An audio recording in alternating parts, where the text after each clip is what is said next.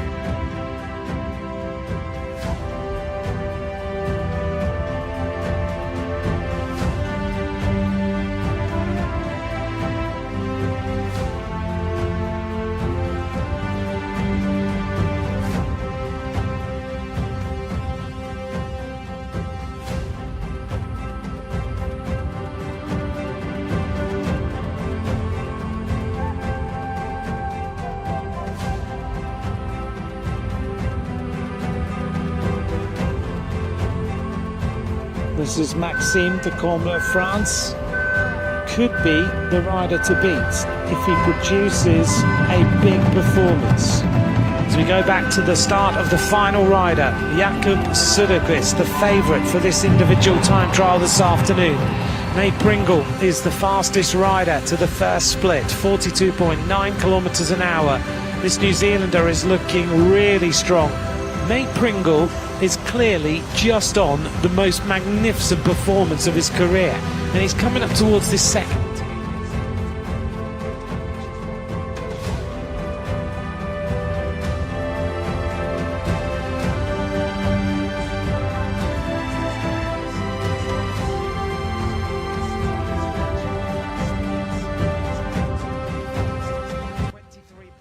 Seconds. Jonas Walton's time is going to be eclipsed. Nate Pringle of New Zealand is going to be the new fastest rider in this World Championship. This is the replay. Maxime de Comble has just gone through, 5 seconds down on Nate Pringle. This rider is aiming for the medals this afternoon. Maxime de Comble, he's about to hit that third split of the day. He's about 100 meters away from it.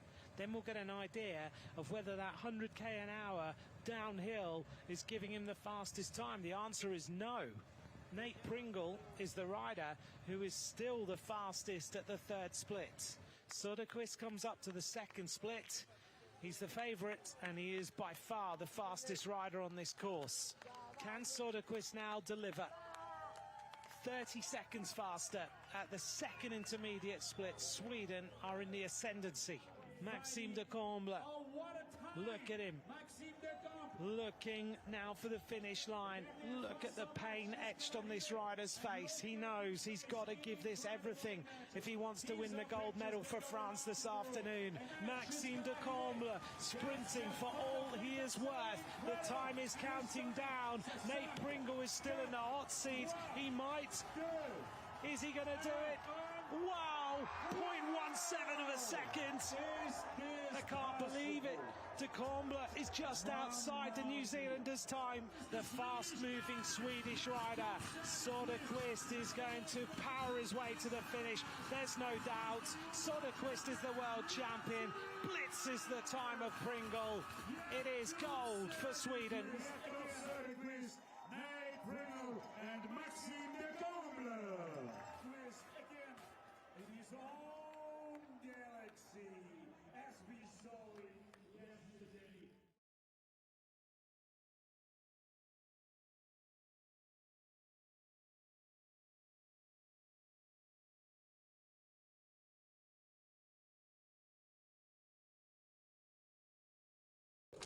They go green and they are off. Really strong start from Bunchard beside our commentary box as they head onto the bottom of the climb for the first time. And it's going to be Simon Andreasen who leads them up the way, but Luca Martin to his left-hand side, and to the right it's Alan Hafferley. There's Hafferley in the UCI World Champions jersey in the middle of your shot. To the right-hand side, the Danish National Champions jersey, it's Simon Andreasen.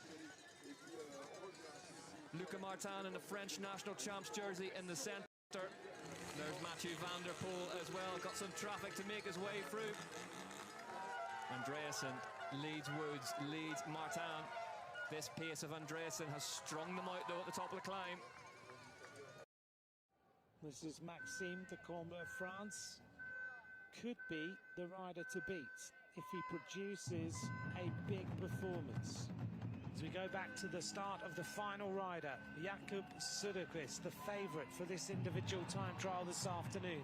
Nate Pringle is the fastest rider to the first split, 42.9.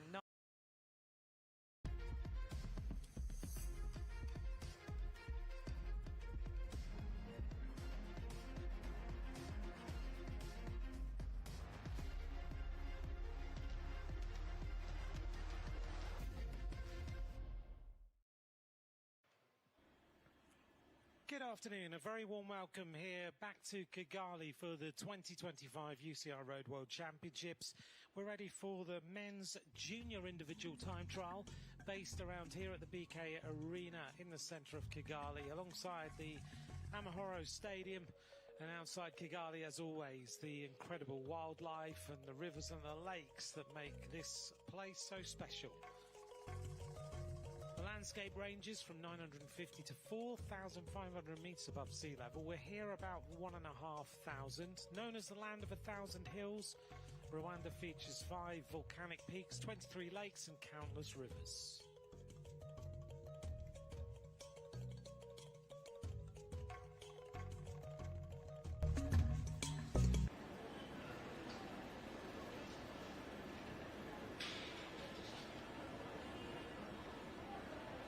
Well, the men's junior individual time trial is about to get started. There are a total of 85 riders on the start list from 57 nations.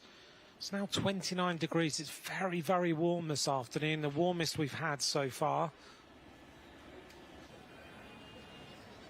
Let's take a look back at the previous winners. Well, last year's winner is now a top World Tour pro, and that's Paul Sexas. Behind him in 23 was Oscar Chamberlain.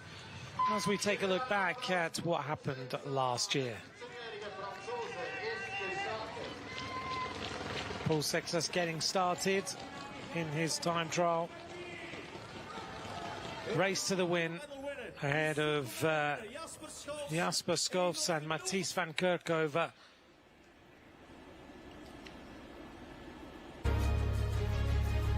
Let's take a look at today's course. Slightly longer than the women's. This is 22.6 kilometres, a loop out of the arena. Making our way towards Nyanza Hill. We'll have the intermediate point there, and we work our way down to Kimihurura. Second split just before there. And then we make our way into the finish line.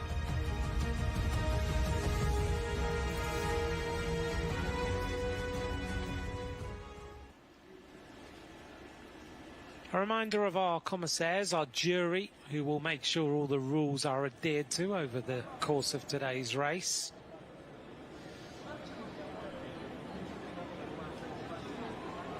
Here is our arena. And we go inside, as always, for the start of the race, where the riders are getting a fantastic reception.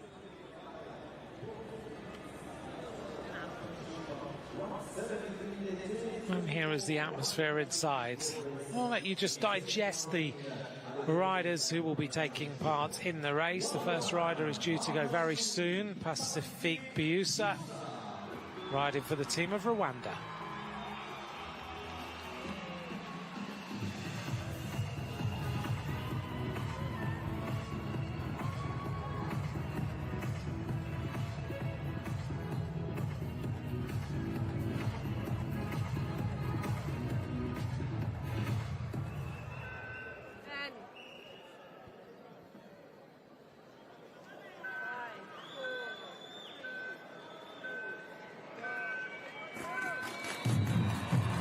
Our first rider is underway.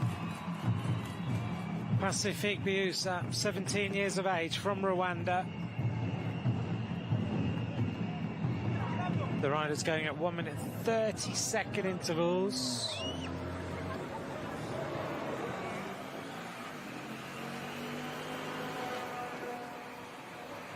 And every one of these individual time trials given the honour of starting to one of the Rwandan athletes. Big reception for him in that first corner. A lot of people there at the side of the road.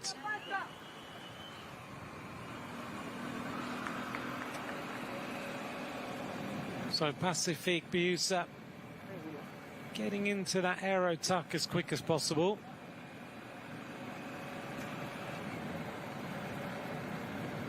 Really putting the pressure on. Got to go flat out through this race today. You don't have time to hang around. 22.6 kilometres will be covered extremely quickly. So he's into a nice flow already.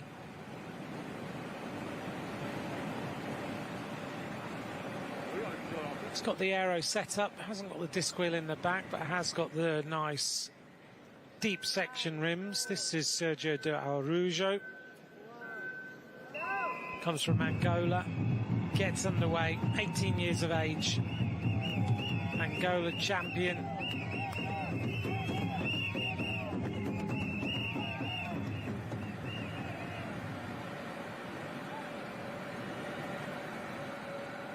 They'll be used to starting well.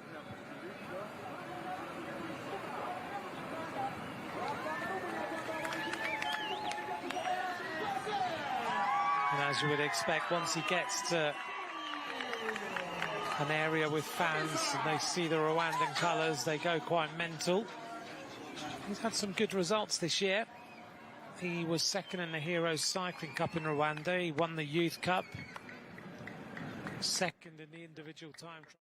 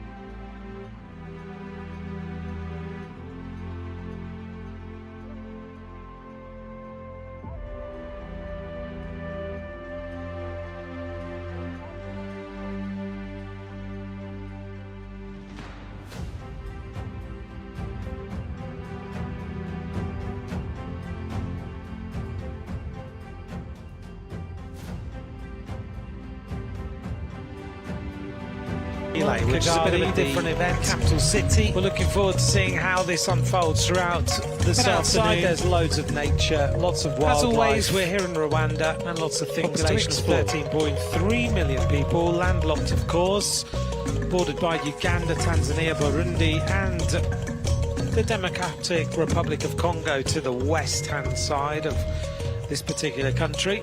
We're in Kigali, the capital city. Team time trial, the mixed relay, a new event started. But outside there's loads of nature, lots of wildlife. Trade team time trial that we used to have in the World Championships. So it's a relatively new event on the calendar. We've had 5 different editions of it since 2019.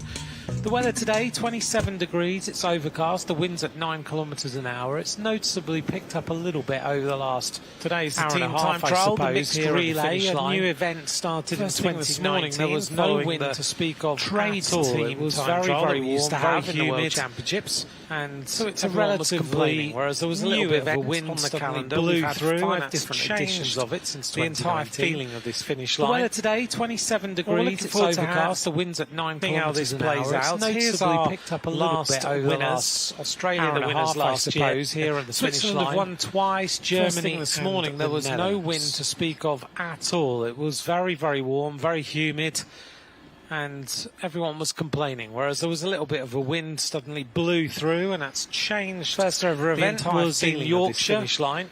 On that occasion, we're looking forward to seeing how this plays out. Here's our Germany last winners. Australia, the winners last year. Switzerland have won twice. Let's take a look back at last year in Zurich. It was a very closely fought contest between Yorkshire, Australia, and Germany. But ultimately, came across the line Australia. Here we are, right at the finish, and they won it by 1 second. Let's take a look back at last year in Zurich. It was a very closely fought contest between Australia took the medals and Germany. But ultimately, with the team of Australia, here we are right at the finish, and they won it by 1 second. 5 was the winning margin.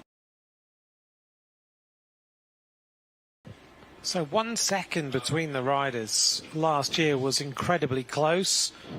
This time, we're looking forward to introducing all the teams to you as we bring you this race. There's a total of 19 nations are going to groups, because basically otherwise you'd end up with teams all over the place overtaking each other. Let's take a look at the course. Today's course centred in the start, as always, in the convention centre. We make our way out. The men do 1 lap of the course. We've got the intermediate split point. We've got the cobbled climb, as always, at Kimihura. Then the women go out. They zoom around the same course and come into the finish line. A total distance, 41.8 kilometres, that the riders will face today.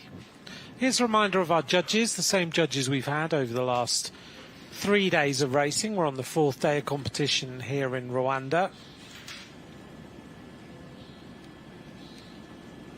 And we're getting set in a few minutes, in about 6 minutes' time, for the first team. Here's the start list. The first squad to go will be Benin.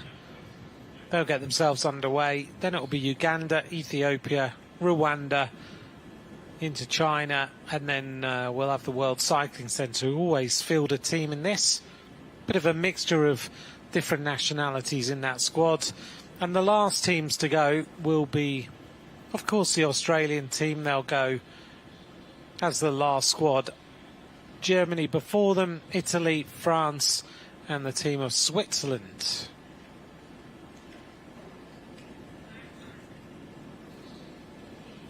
Five minutes until we get the race started.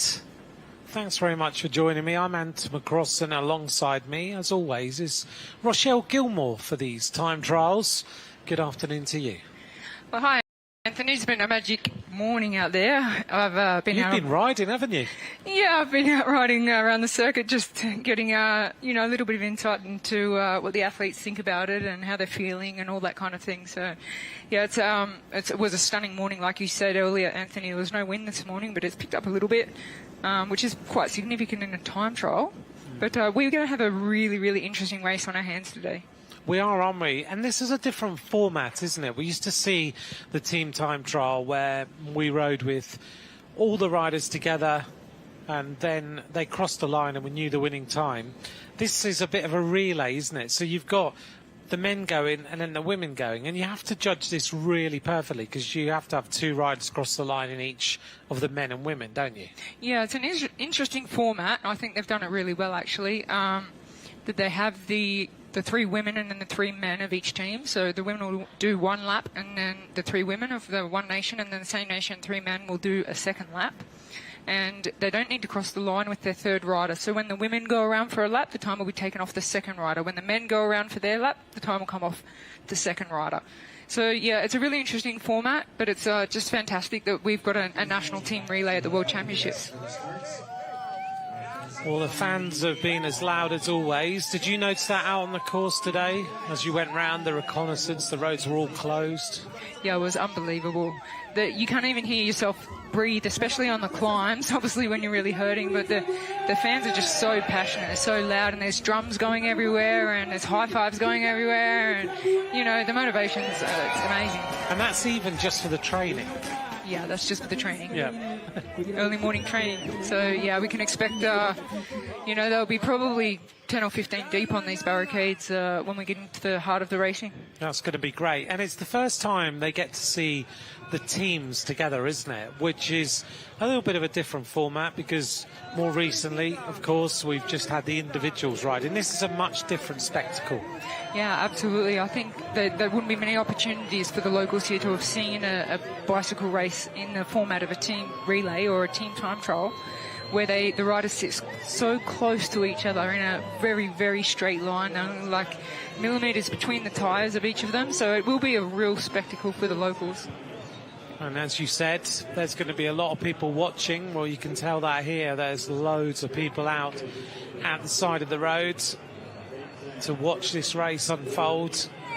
It's going to be a good one. This is going to be very interesting indeed. Look how many people are already out. And the crowds are just building over the days as we come back here to our start ramp. And our team is on the start ramp already. We're not inside the arena anymore. We've moved to the convention centre and we decided to have them outside. So the women and the men getting set. This is the men in the Benin squad getting themselves ready. And they've got Glorad Suznu, Ricardo Sojeda and Jeref Tosavi will be the first riders to go. I was learning about Benin today, by the way. Yeah, I was interested. You can educate me a little bit, Anthony. I didn't really know where Benin was, and I didn't really understand about the country. So it's near Nigeria, a really nice country, quite green like Rwanda as well. Has a nice temperature. Doesn't really get hotter than about 35. So it's a good place to be. Still hot, but not that crazy heat that you get. And those are, I would say local teams, but teams that are, you know, from not so far away will, national teams will have a little bit of an advantage of not having to acclimatise to heat and the altitude here. So that's just been one of the main players. So let's see how Benin do today. Time will be taken on their second rider. They're about to get started. A little discussion between them. And here we go.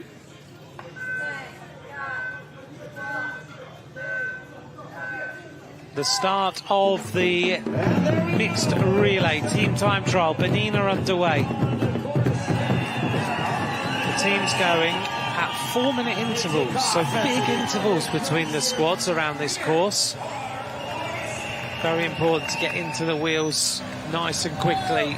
Make sure you are in there and you are following in the slipstream. Yeah, they're very big time intervals of 4 minutes, but it's such a technical course, and some of the downhills being at nearly 100 kilometres per hour with technical corners as well. It could be disastrous if we had 2 teams come up upon each other, so the UCI have made the time gaps 4 minutes apart, so for safety reasons. How did you find the descents today? Because everyone's been saying they're super quick, but you like a descent.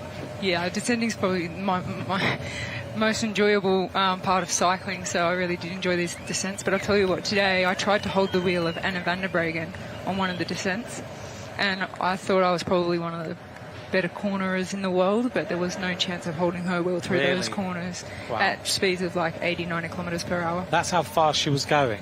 Absolutely. Wow. Okay. She's some descender, isn't she? She's one of the favourites now, I would imagine, for the road race at the weekend. She's got to be, hasn't she? Oh, I think what I saw today, that determination and having a motorbike out there with her on the course, just really studying every piece of the course and having a really hard hit out, I think she's quite determined, and I wouldn't be surprised if it's Netherlands' best hope now after winning the silver medal in the time trial. Bram Tankink was on the motorbike, wasn't he? Looking after her today, I think. I think I spotted him. I can't confirm through the helmet, but and I was obviously behind. Yeah. Anna, but yeah, there was a motorbike there motor pacing her up the hills at a speed that I don't think any other woman here could actually match. Very impressive, isn't it? It is. So this rider already is starting to suffer. Jaref Tosavi. You really need to keep your riders as long as possible, don't you? What tactically will be the main way to ride this race for these teams? Well, it's interesting because if you have a weaker rider of the three, you would use him in the first few kilometres and then maybe drop him halfway through the lap, but they're waiting for him at this point. They're going to let him get back on because they believe he's got a little bit more to give. Okay. So if he can be useful, let's wait for him, let him get back on over this climb, let him give us one more big hard hit out, and then we'll finish off the lap. Right, because it's better to have three riders, isn't it? You've got a little bit more recovery time. It'll give the two stronger riders just a bit of a recovery. So the weakest rider in the team at the moment, we're looking at the rider 143 there. We're watching the national team of Benin. He's going to have a rest on the back, just get back into rhythm, and then he'll pull one really, really big turn and let the other two have a rest, and then it might be the end of the day for him when they get to that final climb. It's so hard, isn't it? This discipline is extremely tough. Team time trials are not fun, are they? In any way whatsoever. I don't think any time trials are fun, but team time trials have an additional aspect because it's not just yourself. You have to be aware of the other riders in your team. You have to be aware of their capabilities, technical skills, their power outputs and abilities and things like that. You need to be very aware of what's happening behind you, beside you, and be able to read the body language of your teammates. Here's Uganda. They're all smiles. They're enjoying themselves. Kamuli Arafat, Lawrence Lorot and Shafiq Mugalu. Just about to get going for the Ugandan team. Starting the computers, getting underway. You'll notice two riders on time trial bikes, one rider on a road bike. They're taking whatever equipment they can get. And it's not the rider on the road bike who's getting dropped off the start. It's sometimes the way when you've been told, okay, be very, very careful at the start, make sure you're straight on the wheel, but here comes their third rider making contact now. He'll slip into second spot, and they'll taking a bit of time to get into their rhythm. Now they've really got to try and stay in the wheels here, haven't they? Try and hold each other together. Yeah, they're struggling, I think, with formation here at the moment. It's taking them a little bit of time just to get settled into their positions. There they go. Nice helicopter shot of the Uganda team. Chance for us to just see how they're riding, how hard it is off the start. And they'll settle themselves down and they'll get themselves around this course. So the descents are really fast. What are the road surfaces like from your experience earlier on today? Well, I found it very, very interesting because the road surface for the majority of the road circuit, which is just over 15 kilometres, is dead smooth. I think Rwanda may have even invested in resurfacing the road for this World Championship.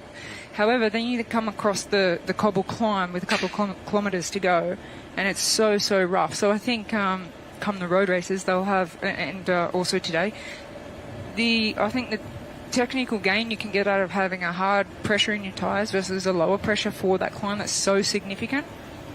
It's only a couple of kilometres, but it's so significant. So it's, you know, you've got this. So it's an interesting course when you've got a dead smooth road and you've got a cobbled climb. Yeah, you've ridden a lot of races with cobbles.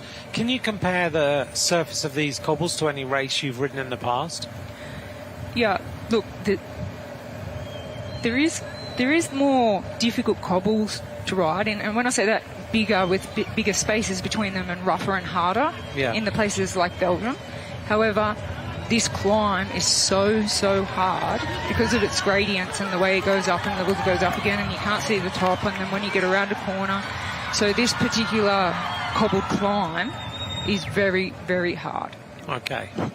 So we may see some teams struggle up here. The road races are going to be interesting. For sure, that's going to be one of the key points of every single lap on these road races, which are coming up from tomorrow. Don't forget, we move into the road races, and then we have 4 days of road racing coming up ahead. It's going to be a lot of days of watching the pelotons, deciding who the world champions are. These three riders seem to have got themselves into a nice rhythm now, and the weakest rider was number 143, Tosavi, but now he looks like he's got himself going a little bit. Yeah, like I said, they waited for him, and there had to be a reason for that, you know, that we can really use him, and he seems to be doing really well and pulling some good hard turns and still there with them. So whether he'll get up that last climb, because it was on that significant gradient of the climb where he just lost touch, but yeah, he does really look like he's riding into it. The Rwandan team are ready for racing. All smiles as always. I think that's one of the characteristics of the Rwandan people, is how they greet you all the time with that big smile. Ethiopia, Tekle Alameo, Garamadine Halamariam and Bizay Rude. These riders about to get going. One of them is a member of this Omani setup. So the race start then of our three riders from Ethiopia. And they'll hand over to their teammates later on.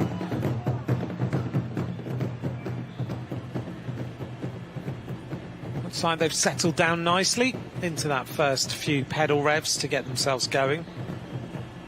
That Omani club, I don't know if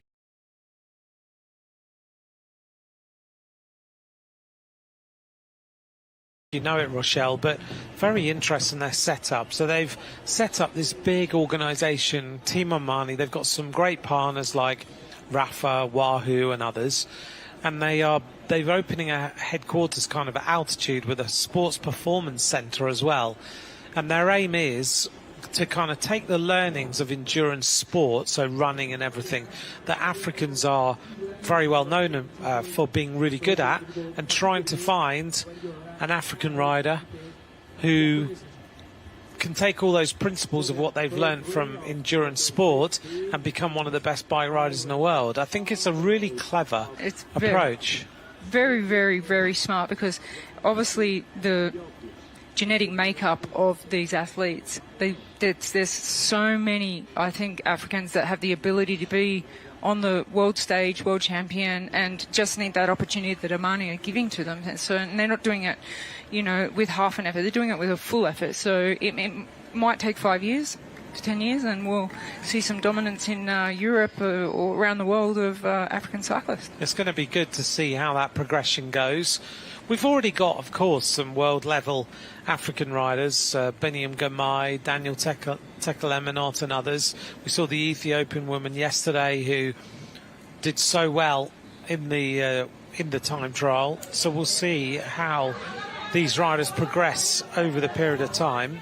Rwanda's about to get started. The Chinese team is about to go. Li Yu, Li Zhangkun and Su Haiyu. That's going to be the Chinese team, the three men who will make their way off the race start. Then we'll have, that will be the last of our block of teams before we move for a little while until those teams finish. And then we get onto our World Cycling Central start, block number 2 of the race. Well, this rider, his legs are giving out. Tosavi, he's trying to hang on. I was talking to the team around Benin earlier on today, who are trying to help out with all of their logistics. Jeremy Ford is their director at the moment, looking after the team. And knowing how much, I'll just give you an idea, and you'll know this, Rochelle, already, that the amount of work that the helpers around these teams have to give is quite incredible. They're working 20-hour days, just trying to get things organised and as well organised and well drilled as they can for these riders.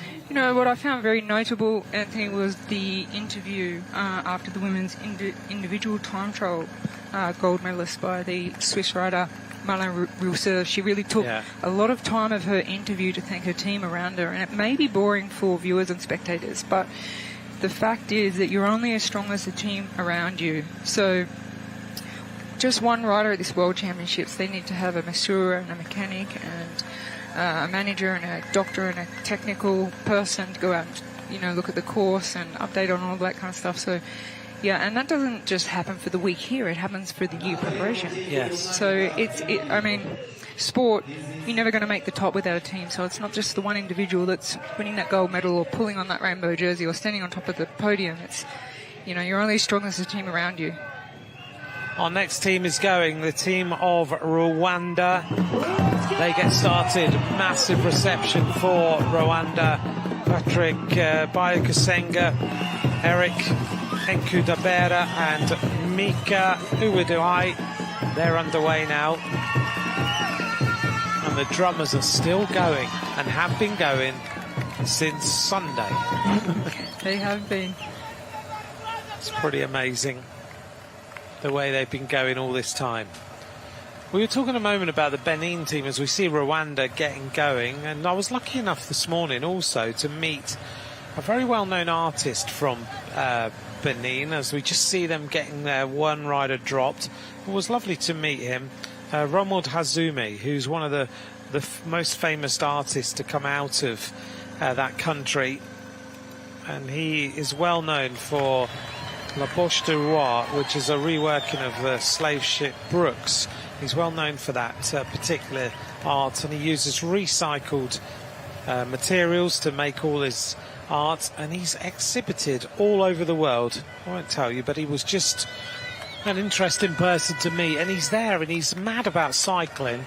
He's one of the best known artists in not just in Africa. He exhibits in New York and UK and places like that, but he loves cycling. It is quite, I think, when you come to events like this where you think it's just going to be cycling related people, and then somebody famous from somewhere else just pops up because they have a passion for cycling, and you don't know, they might be an actor or something like that, but they ride their bike every day and they thought they'd love to go and watch the World Championships in Rwanda. So yeah, it is interesting, the people that you meet at the World Championships. Yeah, there's a lot of people around, definitely, who've come to Rwanda. They want the experience. We are waiting for our first riders to reach intermediate time splits. We haven't quite got there yet. Rwanda are very well drilled as a squad. Yeah, they do look good. They have looked good right from the start. They've looked particularly good. So I think they're lining up here for UCI points, which is so important to their nation to have. And some teams are lining up here hoping for a medal or a gold medal. Rwanda's main ambition is just to get the best position possible for the most amount of UCI points, which will give them a qualification for more riders at the next World Championships, for example. So for Rwanda, it's about putting in their best performance, the experience, doing their nation proud on home soil, and also those vital UCI points that are up for grabs. Yeah, I know a lot of people wonder sometimes when we get to the road races at the weekend why the Netherlands have 8 riders, so to speak, and then Rwanda have 1 or 2. And you've just kind of outlined why. Yeah, it's an interesting point that the Netherlands, who have won twice this discipline, the team time trial, are not competing today. Yeah, true.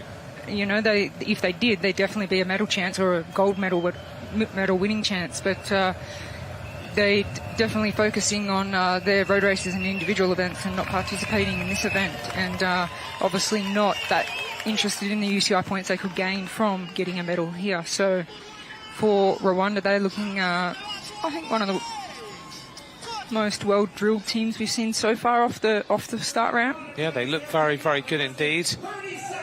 This is our final team in this block. This is the team of China, Li Yu, Lu Jiankun and Su Haiyu. This team is about to get going.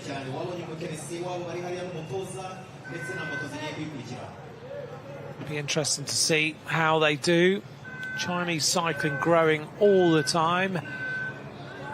One of the team here, a member of the Astana squad, as he gets going, and now getting more and more involved in world cycling as well, because they've got, of course, this massive sponsorship of the Astana team riding on those X-Lab bikes, and actually the Astana team is part-owned now by China. And you've been there quite a lot.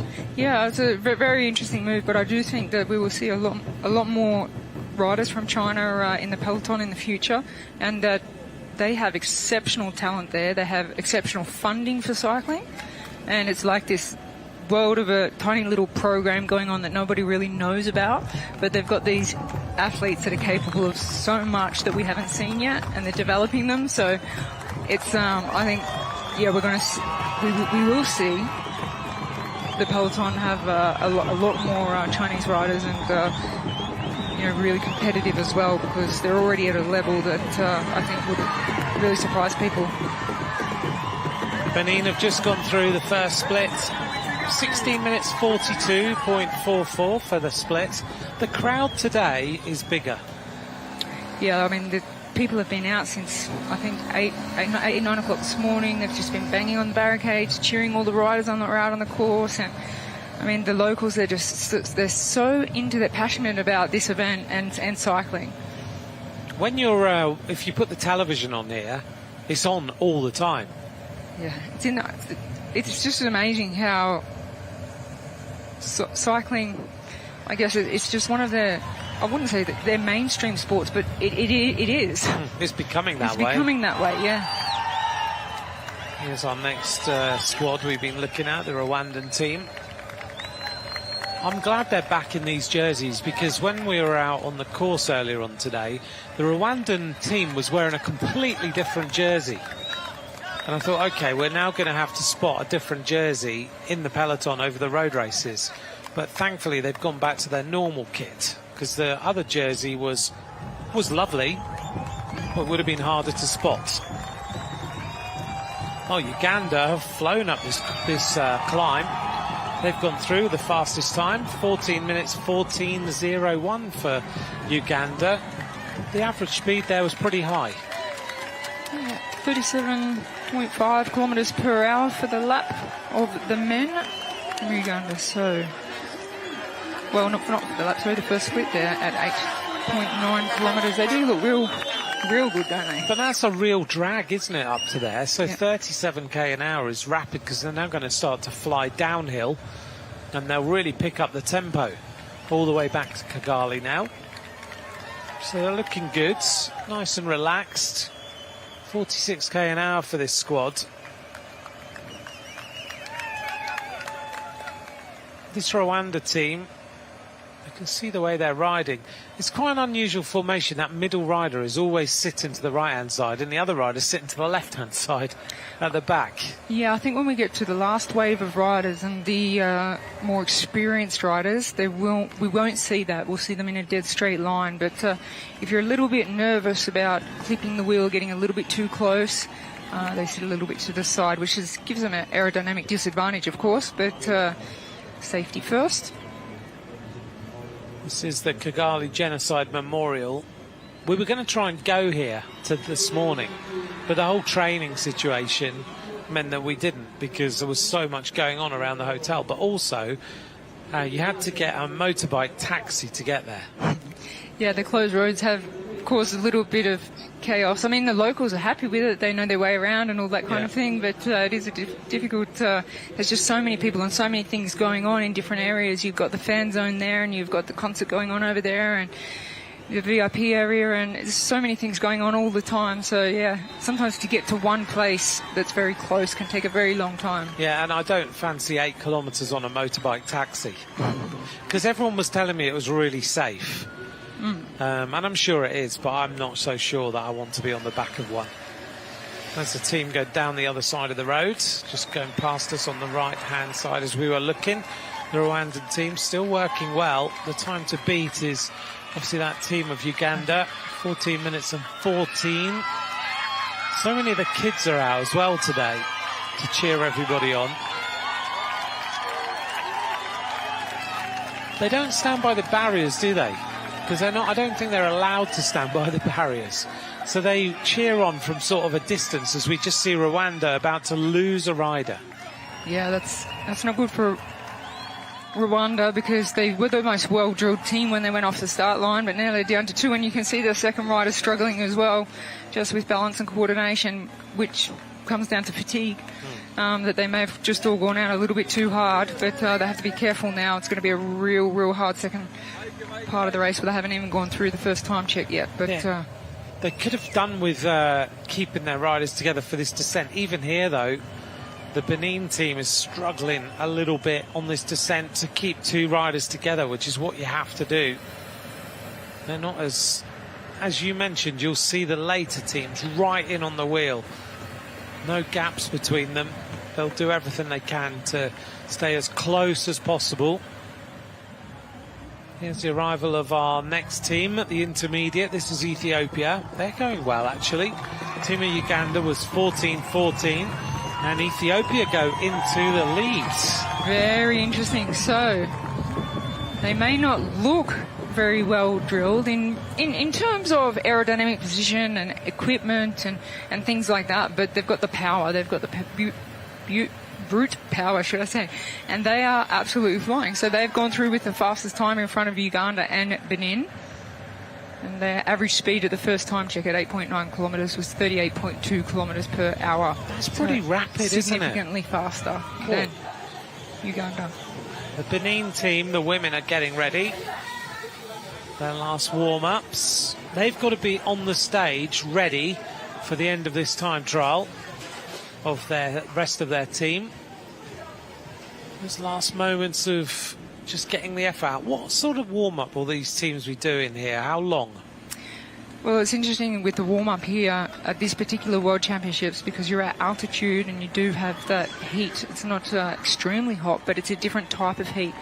And as we've both experienced, Anthony, it's also quite a dusty air, so it's very hard to breathe. So with the warm-up, you want to be careful that you don't overdo it. So it's not every event is different, but it's not just a normal, Tour de France, Giro d'Italia or a classics race warm-up. It's really got to be specific to your body and what you're capable of and your adaptation to this environment.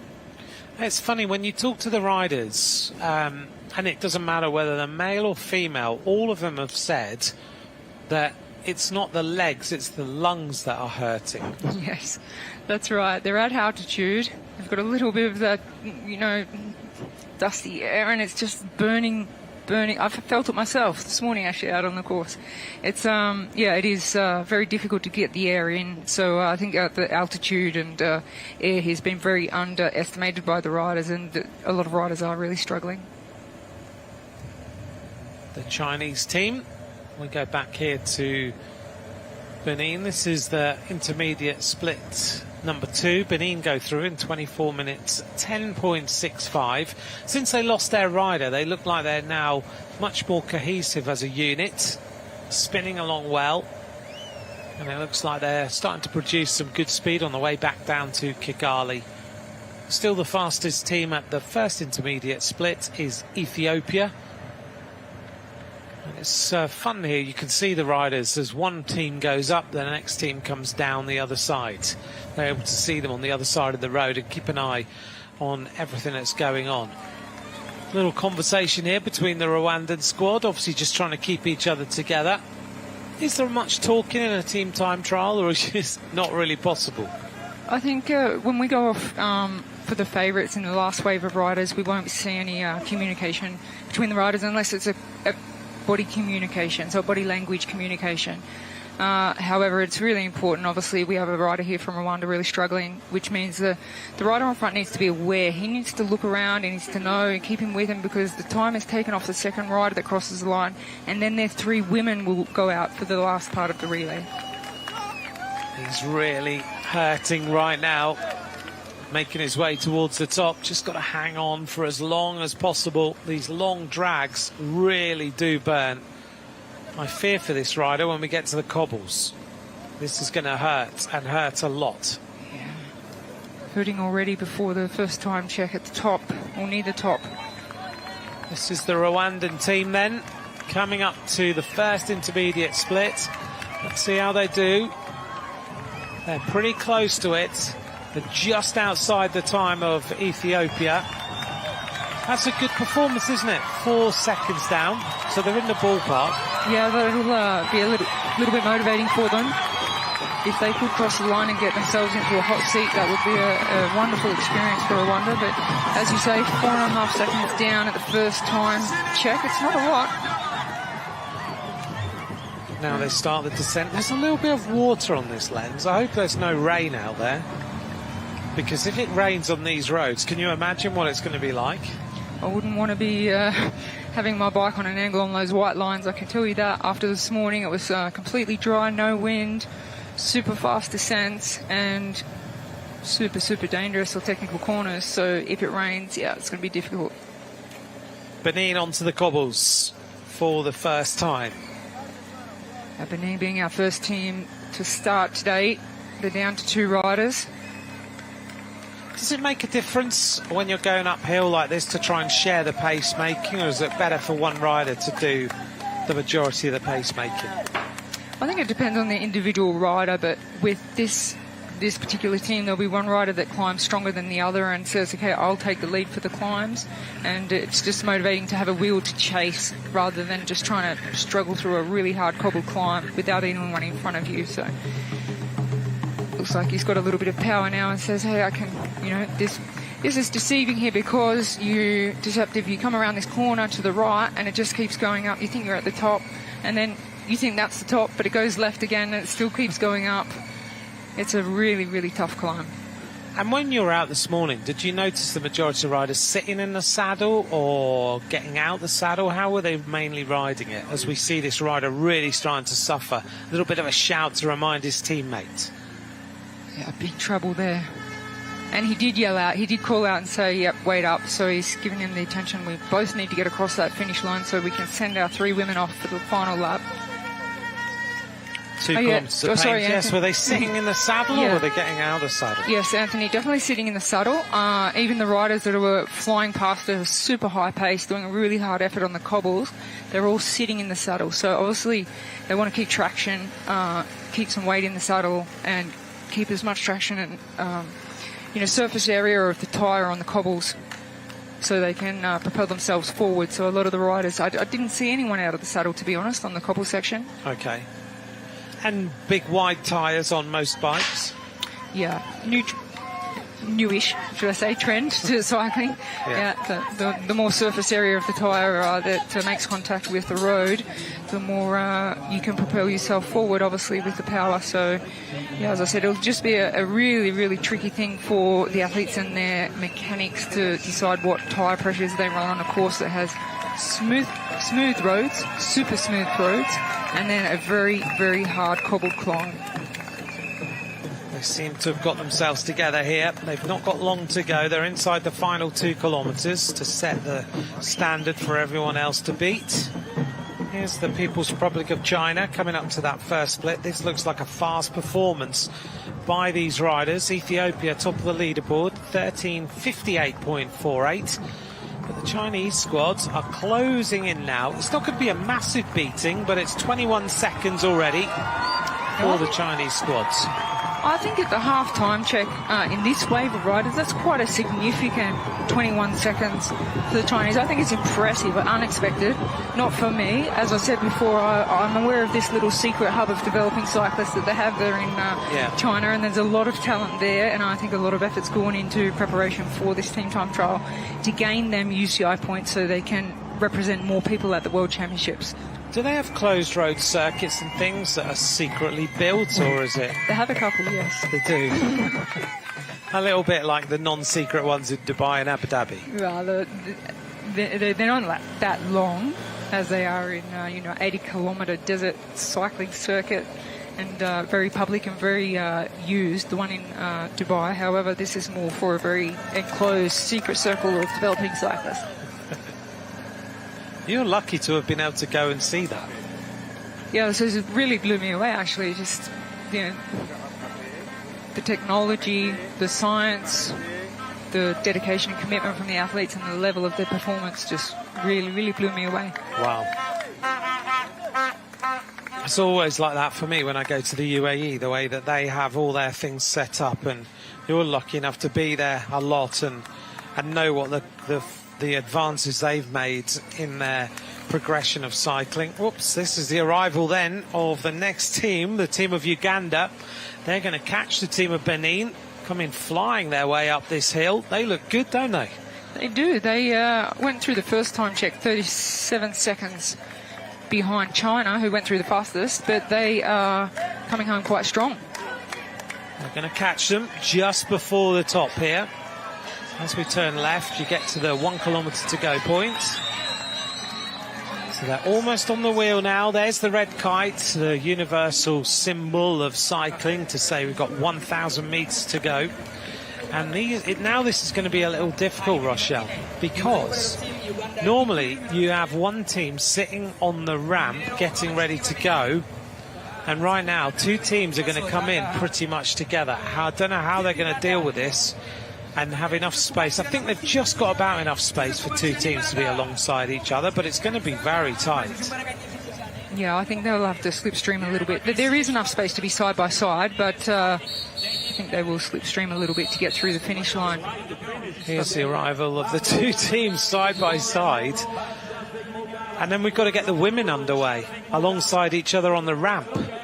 That's going to be a little challenge coming up now. You'll have 6 riders alongside each other on a ramp that's built, I think, for 6, is it? Just about. Yeah, the ramp built for 6. 3 riders will be going off that ramp. There we go. Oh, look. yes. Wow. They go off at the same time. It's literally going to be 2 teams at the same time going off the ramp. Now, this is complicated. Let's hope nothing happens. The Ugandan team is going to be given the nod first. Well, they are the stronger team, so then they'll be just off in the clear. And, well, we don't know with the women. They might not be as strong as their men were, so it'll be interesting to see. They've only got they've got the full squad there, 3 to start with the women. They have, there they are. So Maria Lepper, Nantun Maria and Florence Nakagwa are about to get going for Uganda. Massive crowd cheering these riders on. The Ugandan team have finished and the other riders are given the off then, so everything is okay. They haven't gone exactly the same time. The Ugandan men came past us here, and the Benin team have just cracked a little bit towards the finish. The minute the second rider goes across the line, Benin are underway now. Kamani Awisu, Yetonda Kokuhude and Charlotte Matovi. Benin are underway. A real competition between those teams then. So at the end of the lap, 29 minutes 20 for Uganda, 4 minutes behind the team of Benin.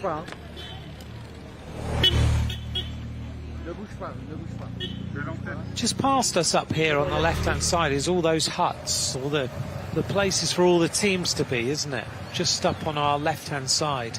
Yeah, so the team's protocol when they finish the line, if they have finished in the top 3, it's all very chaotic because they have to do a flash interview, then they go into their tent to wash down, and they'll have a soigneur or a masseur who cleans their face and gives them change of clothes and everything, and then they rush off to the podium, they do the podium, and then they have to go to the mix zone where they have their national TV interviews, and they have to go to doping control. So we've got tents and things happening all around the finish line here. Yeah, there's loads of them. Wherever I look, there's tents. So much infrastructure to our World Championship. I have to say, the way that this is organised has been superb. We're very lucky. Our hotel is a walk to where we're commentating. Across is the restaurant, but you come out, you're right on the circuit, you get to see all the riders. So this morning, while you were riding, I managed to get to see Tadej Pogačar, Pauline Ferrand-Prévot, Demi Vollering, had a chat to her, Anna van der Breggen, Isaac Del Toro, Tom Pidcock, all of the riders out and about doing their reconnaissance, and it's right on the doorstep. And I've been at World Championships where, and you have with me, where we've had to get cabs, buses, ride there. Yeah, it's unbelievable here. I mean, from my balcony, I can literally call out to a rider that's riding past and say, "Hey, how you doing?" You know, it's everything is. The organisation has been very, very well done. I would say. I mean, from a perspective of a rider as well as all the staff, that it's one of the best. I think we've been doing it for nearly 20 years, and we're one of the best organisations we've come across, so it's been very, very well done. Yeah, because you and I know that generally when we come to World Championships and you're talking to as we just see the arrival, let's bring this squad home. This is the team of Ethiopia. They've been riding well. They are just behind Rwanda as the fastest team through the second split. So Ethiopia just lost a rider just at the top of the climb. A little bit too much urgency. Just needs to bring his teammate home because it's all about the second place rider, and that last finish is horrible. The team of Ethiopia about to go. Brian Abra, Haftu Raider, Circling Watango, and they get going now. So Ethiopia are underway. They're the fastest team so far. If you're new to this discipline, we just saw the men finish their lap of the team time trial relay, and now the women will do one lap and finish it off. So they have to finish with two riders, so the time will be taken on the second rider. As we saw when the men came in, the time wouldn't have been taken from the first rider, so that effort to the finish line was not really beneficial. The time was taken on the second rider crossing the line. Really important that you keep driving all the way to the finish. And be very aware of your teammates behind you if you need to get that second rider across the line. So that's quite important. But China flying in now. Just talking about infrastructure again. We get used to the fact that we're lucky enough to be here and we can talk to the riders and the teams and everything. Normally, when you talk to the team managers, you generally say, "How are things going?" And their answer is, "Oh, this is a nightmare. I'm here, I'm 50k away, I've got to go back and forward with the team. The team managers meeting's there, and this is over here, and that's over there." Because generally, team managers are a bit like that. Yeah, Rwanda has been a little bit of a different experience. Yeah. In my opinion, it's, you need to be somewhere, they'll make sure you're there. Yeah, and talking to team managers this morning, "How's it going?" "Great," was the answer. "We're only a couple of K down the road. This is what it's like. We get here, it's nice and easy." Another team manager I was walking here with said, "Absolutely amazing organisation. Can't believe how easy it is to get around." Well, a good example is when I finished doing a lap this morning and I took my helmet off and sat down, two of the local organising committee ladies came up and said, "Would you like us to get a doctor for you?" I said, no, I'm fine. That would be fine. nice. I'm fine. But everything is thought of and thought through. So there's, it's quite an amazing experience. This rider's had to swap to a Shimano neutral service bike, unfortunately. This is Florence Nakagwa, has had a problem. We didn't see exactly what the problem was. Let's take a little look here. Rochelle, she's got a big issue. She's had to swing across the road and has had to take a Shimano neutral service bike. We didn't get a very good look of what. She may have gear issues. I don't know what the problem is, whether it's a puncture or something else. She may be stuck in the large chain ring. Yeah, a bit difficult to see maybe with the electronic gears, but I think given she's just been passed by another team, it's going to be an impossible task to get back to the two riders. So unfortunately that'll be the day done and dusted. We're back with Rwanda. Now they're in trouble because they need to keep these two riders together. This is the men. They still have their three women to finish off. The rider number 111, Bikusenga, is getting pretty angry with his teammates, isn't he? He's getting frustrated that he can't let all of his effort out. But like I said, you really need to motivate your teammate. There's 500 metres to go, and I can tell you it's a very, very difficult 500 metres. So the rider in second place is in the absolute hurt box. Rwanda are about to finish. They're coming together to the line. He keeps checking. He's obviously the strongest rider in the team, but in reality, you're only as strong as your weakest link in the team. That is the difference in a team time trial. He's going to empty the tank here into the finish, try and give it everything for Rwanda. Those legs are absolutely searing in pain. Well, this is professional. He's frustrated, but the professionalism in just waiting, because that's all he can do, is impressive. It is. He's done the right thing here as he brings his teammate to the line. And yeah, there'll be a few words, I'm sure, but once they sit down and relax at the end of it, they'll realise that they helped each other to the end of this World Championship, doing everything he can, shake of the head. He'll have, at the end of the day, he'll have respect for how hard his teammate worked, how much pain he put himself through. And he's annoyed with his teammate right now, not impressed at all. Shook of the head. He actually slowed the team down, and he should realise that, because he slowed right down and crossed the line a few seconds behind his teammate at the end. Should have done everything he could. He did everything he could, but actually the heat to the head. Yeah, he'll regret that a little bit later in the evening. A few seconds. That might cost him some points, Rochelle. Yeah, it's all about, like we said, it's all about UCI points for the developing nations out here. Uganda have got their women now out on course, finishing off the job of the men. They were in 4th position, so will the Uganda women be able to improve on that? Situation at the end is that Ethiopia leads, Uganda are 2nd, Rwanda are in 3rd place, and I think maybe there was a bit of frustration that the Rwanda team had slowed down, but they're only a split second behind the Ugandan squad, not too much at all. And we've seen the Rwandan women looking really strong on the bike, so we'll see how they do in comparison to the Ugandan women later on. This is People's Republic of China. This will be our last team to get to the finish. They've been the fastest team so far at the splits. At the 2nd split, they're 46 seconds faster, and they still seem to be riding a really strong performance here. They look good. The arrival then of China. This last bit of this climb, as you said, the last 500 metres, seems to take forever. It does, and I can tell you, looking for that, you see the 500 metre to go sign, but waiting for the 400 metre one and waiting for the 300 metre one, it takes so long. And you think you can see the finish line, but you actually can't. It curves around a little bit, and it's just really mentally tough. Especially after just coming off those cobbles, you get, it's a little bit of a tease, because you come off the cobbles, which are really hard uphill climb, you get a downhill and a little bit of reprieve, a little bit of rest for about 200 or 300 metres, and then the road just starts going all the way up to the finish. Then it's just pain. People's Republic of China are about to go.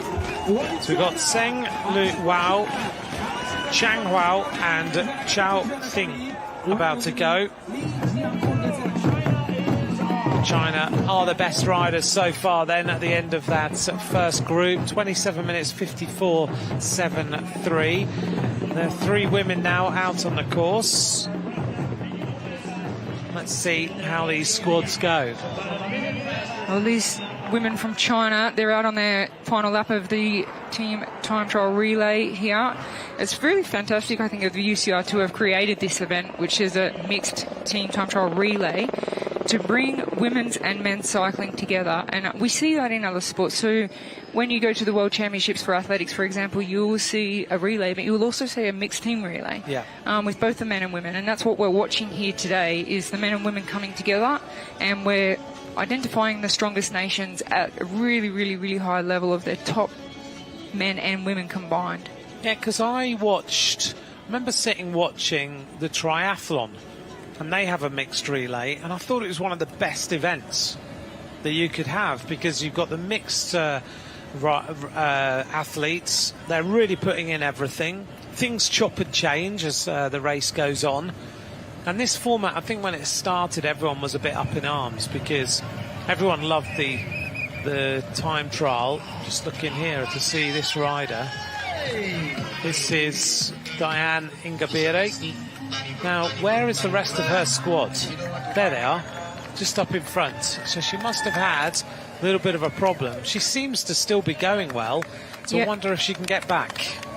You make a good point, because if it wasn't a problem and it was a physical, fatigue issue, the two riders would just carry on to get. They only need two riders to cross the line. But they obviously feel that there's value in slowing down a little bit to let her get back on. She's still fighting very hard. Get the three of them back together and might get them to the finish quicker. So they'll have to make a decisive call between them out on the road, whether these two riders keep pushing on or if they just completely sit up, because if they don't just completely sit up, it just makes it too hard for the third rider to make contact again. Well, they're not sitting up, so it's going to be a real hard ask now for the third rider to get back. Yep, she's going to have a big problem, but she's one of the talented riders in that group. And you wonder whether they've made the right decision or not. Time will tell as to how things are going to go. That's the Chinese team. They're happy with their performance. And their riders are now out on the course, doing everything they can to keep the time ticking along nicely. They have given them a nice advantage at the finish line. 52.8 seconds is the advantage for China, but it all comes down to whether the women are going as well as they are.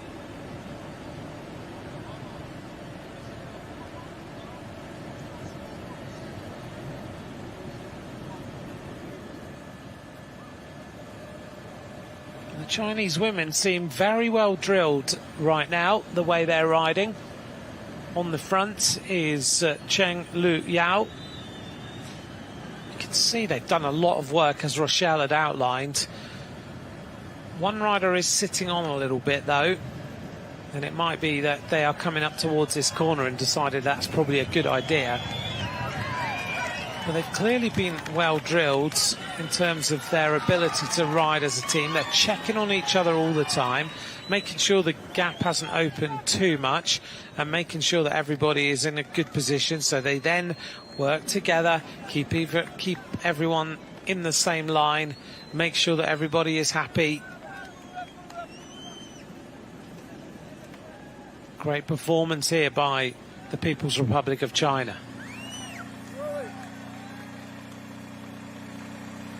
Back with the Ugandan team. And it's Leperas on the front.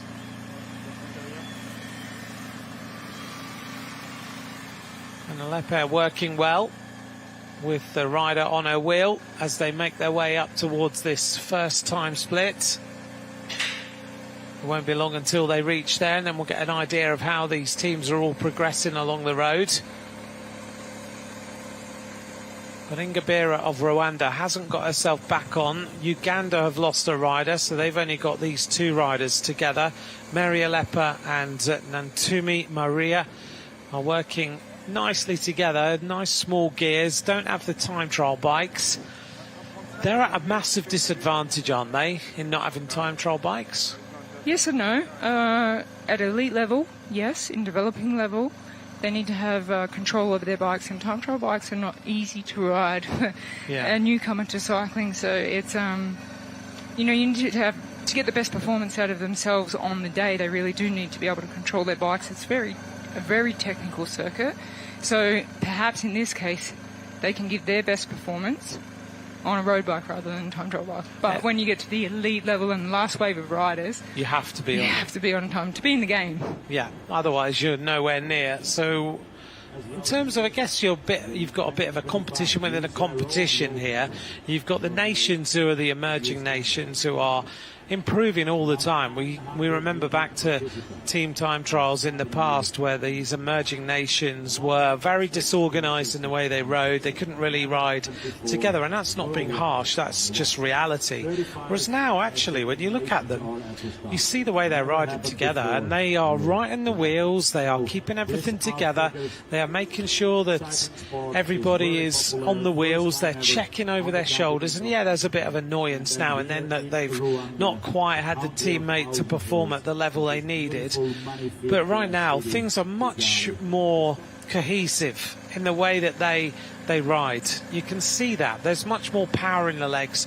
There's a lot of enthusiasm for the sport as well. So many of these riders really want to do this and really want to be part of it. I was talking earlier on, she's going to ride in a while for the UCI World Cycling Centre to Alalia Darwish.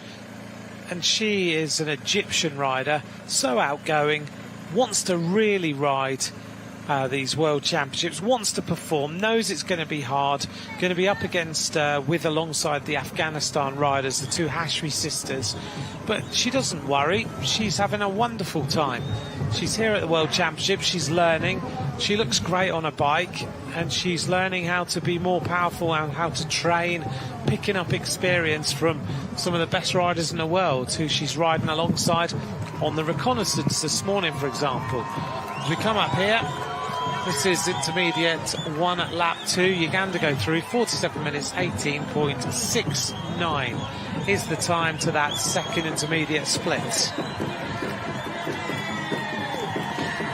We saw that aerial shot of the Chinese team and everything looks much more drilled. When these teams go out and actually spend time training for this discipline, and we heard teams yesterday saying, you know, they had worked hard. What sort of training is it that they do? Do they just go out on a flat road and just go through and off and flat out, or is there a lot